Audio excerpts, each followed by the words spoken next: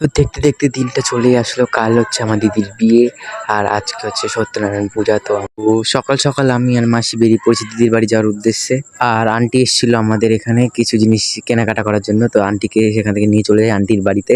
বাড়ি এসে তো আমি আর বুনু দুজনেই ক্লান্ত, তার জন্য আমরা মেঝেতে শুয়ে পড়েছি। তারপর কিছু খাওয়া দাওয়া করে আন্টি প্যাক করছিল সব জিনিস যাওয়ার জন্য।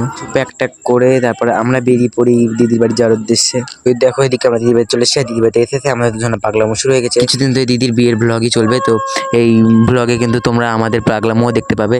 তো দেখার জন্য চ্যানেলটাকে সাবস্ক্রাইব করে রাখো আর হ্যাঁ বেল আইকনটা প্রেস করে রাখো। তো টাটা, দেখা হচ্ছে নতুন আরেকটা ব্লগে। Bye bye.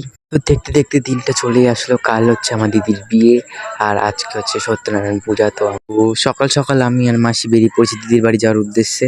আর আন্টি এসেছিল আমাদের এখানে কিছু জিনিস কেনাকাটা করার জন্য। তো আন্টিকে সেখান থেকে নিয়ে চলে যাই আন্টির বাড়িতে। বাড়ি এসে তো আমি আর বুনু দুজনেই ক্লান্ত, তার জন্য আমরা মেঝেতে শুয়ে পড়েছি। তারপর কিছু খাওয়া দাওয়া করে আন্টি প্যাক